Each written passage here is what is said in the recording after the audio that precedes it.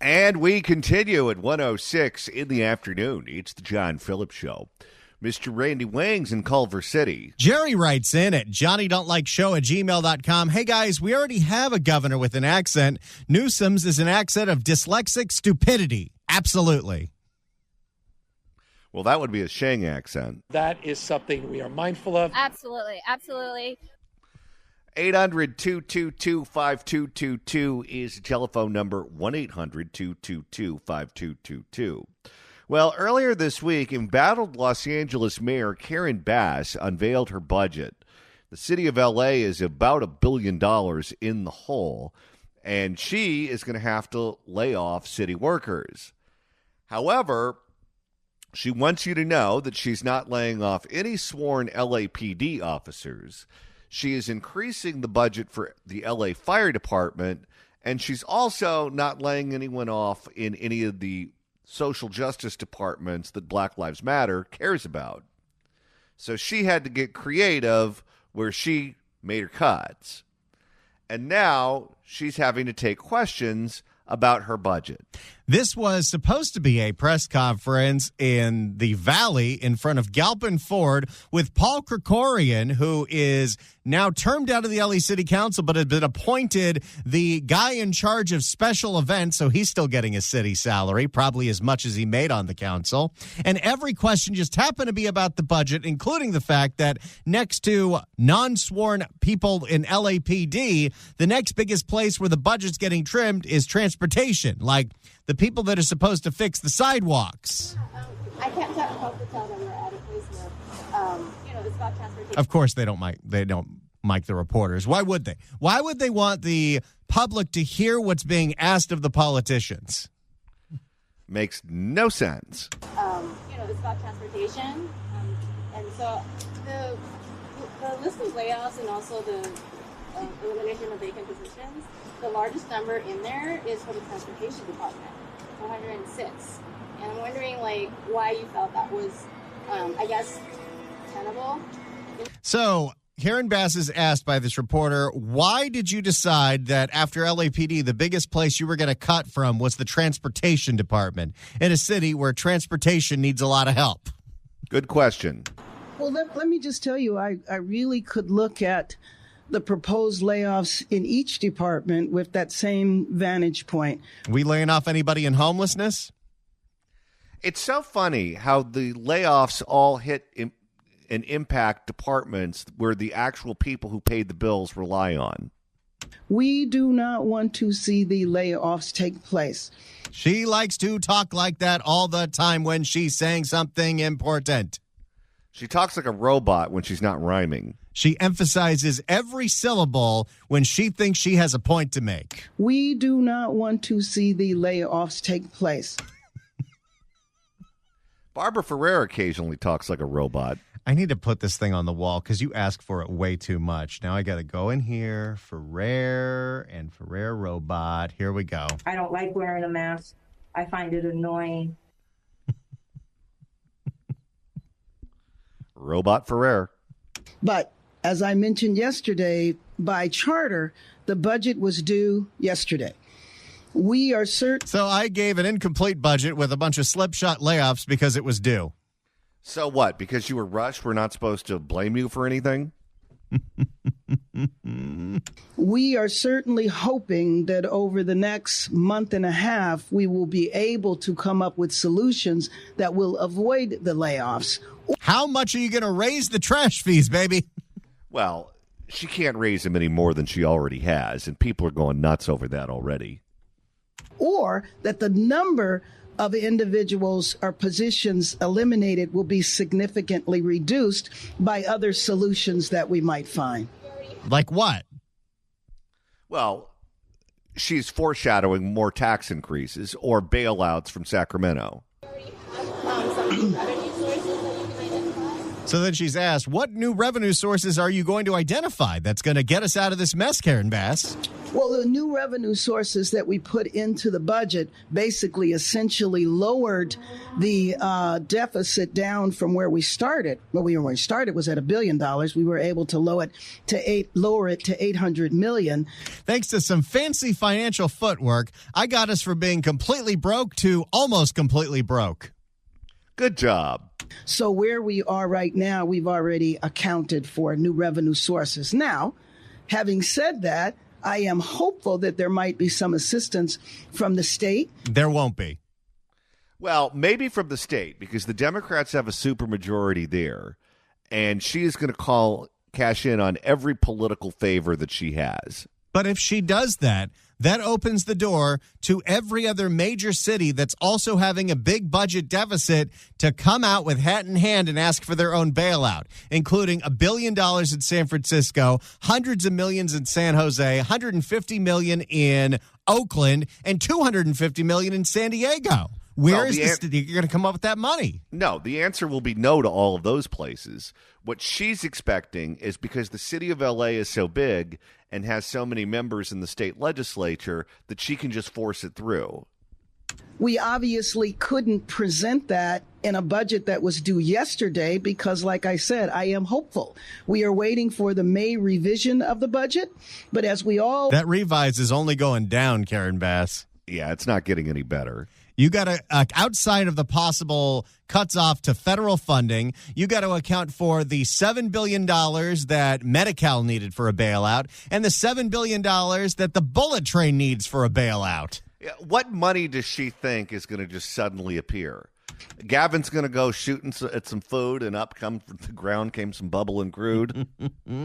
But as we all well know, the budget could be revised and saying that the state has the revenue to provide a supplemental, or the exact opposite could happen. The other thing, of course, that really introduces a lot of uncertainty into the situation is what is happening in Washington. Okay, well, you're not getting any money there. And they might get less money, because of the whole sanctuary city thing. And in fact, Conan Nolan is now here to ask questions just like that. Can we talk about that for a moment? By the way, you want to save some money? We don't need the person telling the reporters who can ask questions first. Yeah, lay that guy off. Can we talk about that for a moment? So the governor has said they're not sure what revenue sharing they're going to get out of Washington. Exactly. Likely far less than what they've gotten in the past. So I hate to be too negative on this, but this could get worse. You can be a negative Nancy all you want, Conan Nolan. You've earned the right. Yes, and what you're asking is probably going to turn out to be true. Negative on this, but this could get worse in terms of the 1,600 positions based on what money has been held out of Washington, not just for Sacramento, but for you. It is possible that it gets worse. That is absolutely the case. Yeah, guess what? You show up to the White House asking for money, it's going to be a very different reception than what you got in Sacramento. They're going to turn all the lights out. Everyone's going to hit the floor. It's going to be like the Jehovah's Witnesses coming to the door. But again, the budget that I released yesterday was based on where we are. Now the council will be involved in making any adjustments. Which, if Ulysses gets her way, she'll make sure sworn police officers are on the chopping block. What kind of judgment do you have if you bring in that band of losers and give them the power to use the red pen? And who's on the budget committee? Ulysses, and a bunch of new members of the council that have no experience doing budgets. So let's give them the power to cut the budget. But we're going to be trying to see if it is possible to get additional revenue. We also are working in partnership with our colleagues in labor because we have to look for every possible solution. Yeah, the unions aren't bailing you out of this. They're not giving up their raises. No. You better throw a coin in a fountain because the only thing Donald Trump is going to give you is maybe a best of luck. What is your message to SEIU 721? Because they said they're going to fight every position. I understand that. My message to SEIU, as a matter of fact, we've been talking to SEIU since January as we saw the situation getting worse. And so my message is we will work in partnership and we will work to solve and close the budget deficit together. She can't go after the unions. They're the ones that put her in office. No, but if she starts laying them off, let me tell you, she's not going to have a good night's sleep the rest of her term because they're going to be out in front of her house banging pots and pans at all hours of the day and night. The next question concerns the layoffs at LAPD for the civilian department, the people that run the place so the sworn officers can get on the streets and do their jobs, and how even the chief of police, Mr. Jim McDonnell, has said that is going to impact police reports and it's going to impact traffic reports, just to name a couple of things. Jeff and then Dave. Again, we don't need the guy saying, no, you speak, then you speak. How much is that guy making? Give him a red slip. Jeff and then Dave. In terms of... You okay? Give her some water. Maybe some hot tea. In terms of the proposed budget, there are not cuts to sworn police officers at the LAPD. However, civilian jobs will be impacted. That's right. The chief this morning says that folks might have a harder time getting traffic reports or... By the way, good on Chief McDonnell for telling the press what's going to happen with these cuts and not just falling in line because she appointed him. Well, he's at a stage in his career where he doesn't care what any of these people think about him. when they file for a police report, getting copies of that. What do you want to say to folks, especially here in the Valley where there are so many traffic crashes and folks need to get their reports? Can you imagine how bad the roads are, how worse they're going to be if the LAPD is not able to put out the information for where car accidents are? Oh, it's going to be awful. And then secondly, is that going to impact civilian jobs that assist detectives in solving cases as well? He also asked, is this going to affect detectives that are solving crimes? Because if we're laying off the non-sworn personnel, we're laying off the CSI guys that zoom and enhance. Oh, yeah. And how about the ones that do the chalk outlines? Well, that's something that I have to discuss with the chief in terms of... She's mad at him already. Oh, yes. In terms of exactly what positions they will be. But we also had a choice. We certainly were not going to impact sworn officers. As it is now, and you very well know, we don't have enough sworn officers right now. So the only place that we had to go were the civilian positions, and obviously we'll do that. How about you take a pay cut? Well, how about all those worthless departments that you created where you pay people essentially to stay out of gang life? They got a 50% raise last year. And it turns out we were paying for gang activity. Yes, the GRID program, that was funding gangs. We have crisis intervention workers, which are just ex-gang members that we are paying to not reoffend. Maybe we cut some of that money off. I don't know. Maybe we tackle the $1 billion homeless budget that has not improved homelessness. All sounds good to me. Very surgically to make sure that the civilians that are laid off, if we get to that, which I am certainly hopeful we will not. She has said hopeful so many times. She didn't have a hope or a prayer. No, she doesn't. She should watch the local news. You want to see people who are the least hopeful people on planet Earth? Go find one of your residents that's been the victim of a crime. Everyone's hopeless. If we get to that, we will have to look at the ones that would have the least impact to public safety, because that is our number one priority. So what do? Get rid of the janitors? Well, if any group of people should be safe, it's the janitors. This city is disgusting right now. One of the things, I looked at the budget, and it's 200 pages, so nobody can analyze all of it. But they have this performance goals on what we spent money on last year, what we're spending money on this year. And one of the ways the city's going to save money is we've reduced the days that city buildings will be cleaned from every day to 3 days a week.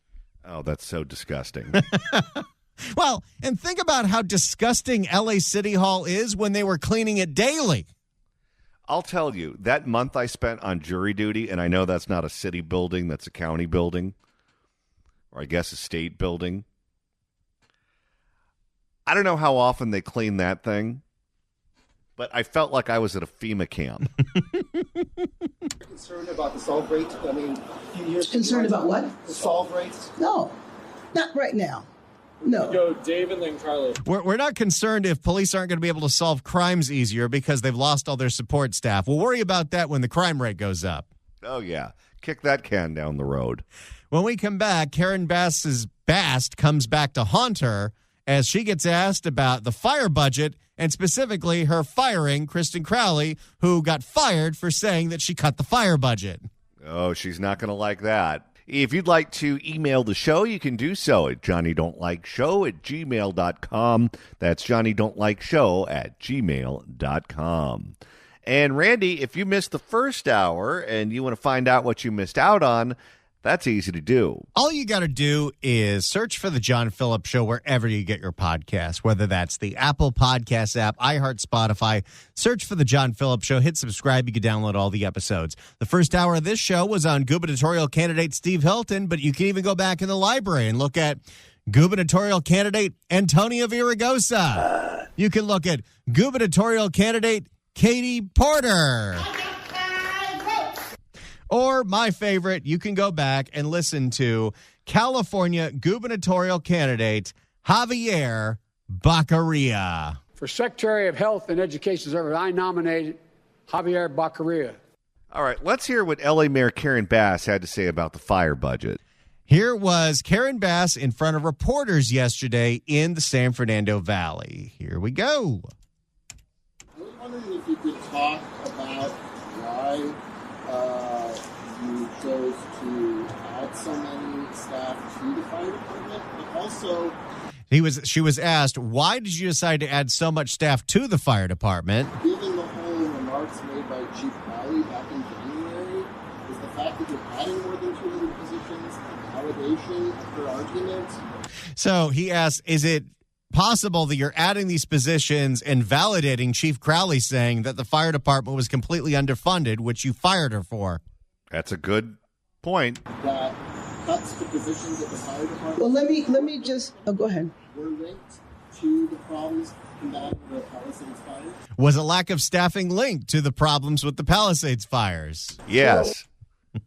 Well, first of all, Dave, I'm not going to relitigate comments that were made by the former chief.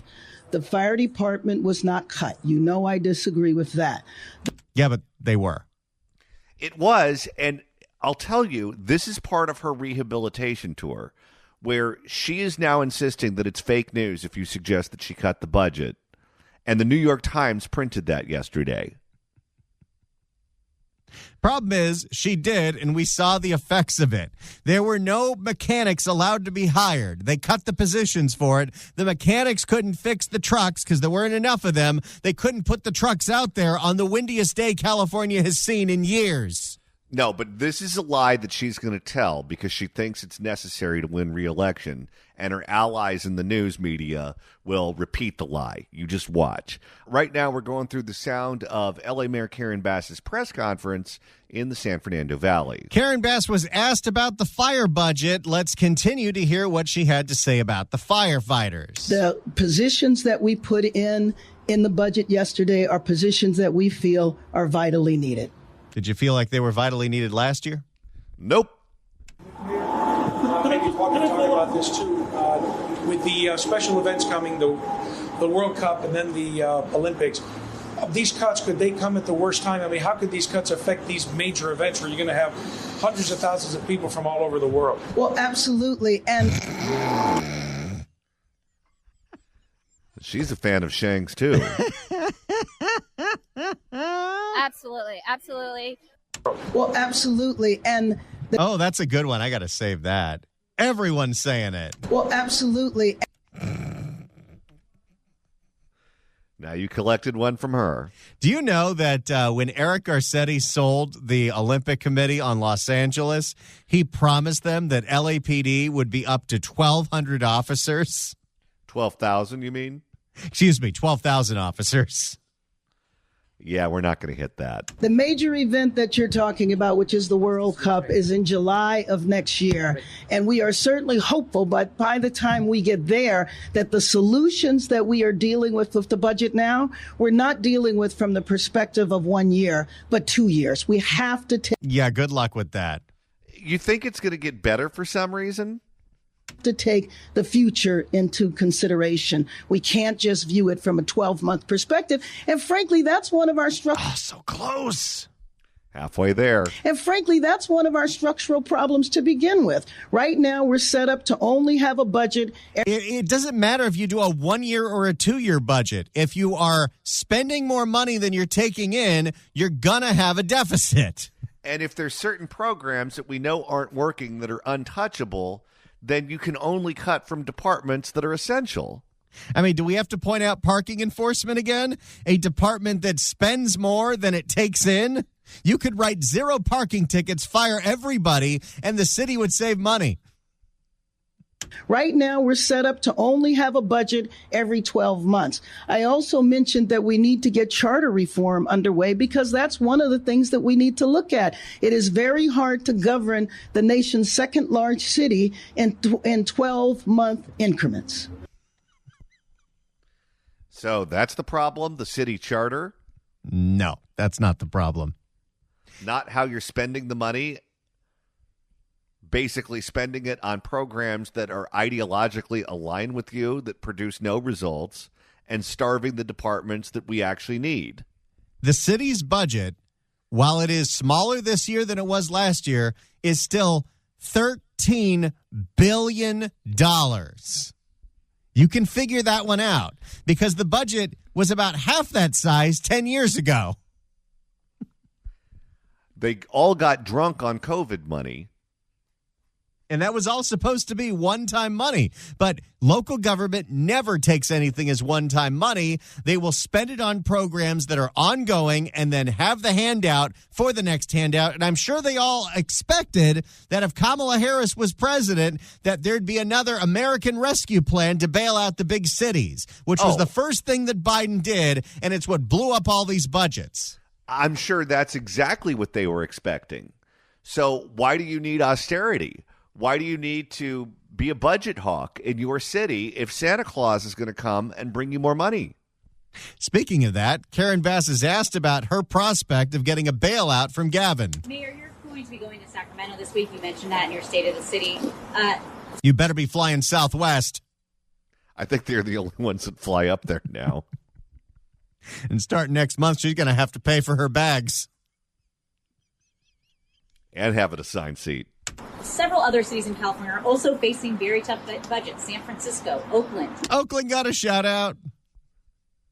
That's to you, Barbara Lee. That's right. Have you gotten any indication from the governor or top legislators that there is money available to help bail out Los Angeles, particularly given the fact that the state has its own budget crunch that it's facing? Well, first of all, we're not asking that the state bail out Los Angeles. That's literally what you're going up to ask. No, but this is what they're going to do. They're going to call it something else. They're not going to call it a bailout, because if you call it a bailout, the answer will be no. They're going to try to find a way to finesse it and call it something else so that way she gets it. Well, first of all, we're not asking that the state bail out Los Angeles. We don't think we need a bailout.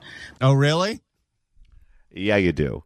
But I will tell you that the governor from day one, especially given what happened in the Palisades and in our county related to the wildfires, has been extremely supportive. And I mean, he refuses to be on the same stage as you going back to January, but sure. Yeah, whenever he comes down here to look at the fire damage, he always goes to Altadena. He'll be on stage with Catherine Barger, quite frankly, but not Karen Bass. And the legislative leaders have as well. So in terms of indications, what I have gotten an absolute indication of is the will, the interest, the desire to be helpful to Los Angeles. In terms of the... Why is LA so special? Why doesn't San Jose get a bailout? They've got a huge budget shortfall. San Francisco, which is on the upswing, huge budget shortfall. You see, this is a process issue because in Washington, the small states each have 2 senators and the big states have more members of the House. But you have to get a bailout through both of them. So she would have to convince the people that represent South Dakota, North Dakota, and Montana, and Vermont, and Alaska to sign on to it. And that's very difficult to do. But in the state legislature, whether you're talking about the Assembly or the Senate, it's all based on size. It's all based on population. So that plays to her advantage because there are more members in the legislature who represent L.A. than any other city, and she thinks that's enough to cram it through. In terms of the dollars and the dollar amount, as you probably are aware, tax day was just a week ago. It's going to take the state a while before they know exactly what the revenue is, which is the point of the May revision of the budget. And let's not forget that because of the destructive wildfires, a lot of the tax revenue that was supposed to come in from places like, I don't know, the Palisades isn't going to be there. Nope. Because by the middle of May, we should know. Wait, when is the budget going to have the revise? Because by the middle of May. Thanks for the assist, Cecily. We should know whether or not there will be a supplemental at all, or if there is a supplemental, how much that will be. So when I go tomorrow, it's certainly to advocate for that, but it's also to look at the issue of liabilities because Wait, why is that the state's problem? Outside of bills that have been passed by the state that have actually made liability problems worse, including Lorena Gonzalez on her way out decided to lift the statute of limitations if you want to sue cities or counties for things like alleged abuse at juvenile halls, and now that's why the county's broke. I love it when it's friendly fire that hits these people. But it's also to look at the issue of liabilities because that is one of the main drivers of this deficit. So the city of LA gets sued because they won't fix the sidewalks, and that's the state's problem? But it's all because of the fires, you see. Annually, we plan for about $100 million in lawsuits because the city is not insured. The city is self-insured. By the way, how about we completely defund the city attorney's office because the city attorney doesn't fight any of those lawsuits, even when they're totally frivolous. Yeah, what's the point of having that office if they're just going to roll over every time Better Call Saul sues them? When Mark Ridley Thomas sued the city of Los Angeles for his back pay when they kicked him off the council for being a corrupt goon, he got his money back. Good job, LA City Attorney. Insured. The city is self-insured. This year it came in as triple. Now that was because of the backup of COVID and the slowing of the courts or the closure of the courts. But we know that this is going to be a problem moving forward this year as well. And then thinking of... Yeah, how much are we budgeting this year for liability payouts? You better increase it.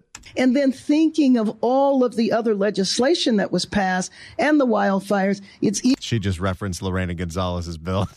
Oh, she did. And the wildfires, it's easy to predict that liability could only grow. So there's two reasons why I'm going, which is also why I'm going at the invitation of Senator Ben Allen, and I'm going with our city attorney, Heidi Feldstein-Soto, to work on both of those issues. Well, her being out of the office won't hurt us. Karen Bass is also asked about all the spending on homelessness and the fact that even the LA City Council wants an audit. Jeff, we're going to go to some people that haven't asked. Seriously, go ahead. Can we get rid of the guy that's directing all the reporters to say who can ask questions? That's not how this works. Well, they're not going to want to let them ask this question. Hi, Mayor.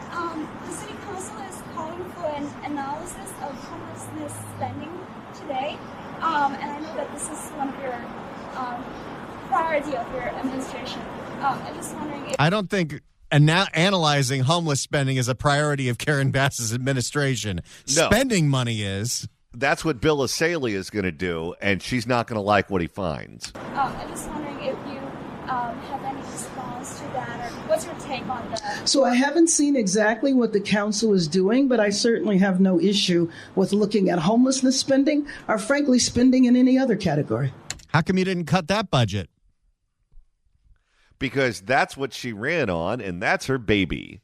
Well, your budget reflects what the City Council is considering? Again, I'm not aware of what the City Council is considering. I'll look at that. But what you mentioned is that they passed a motion today, I guess, to look at homelessness spending. I would support that. We're going to go into the...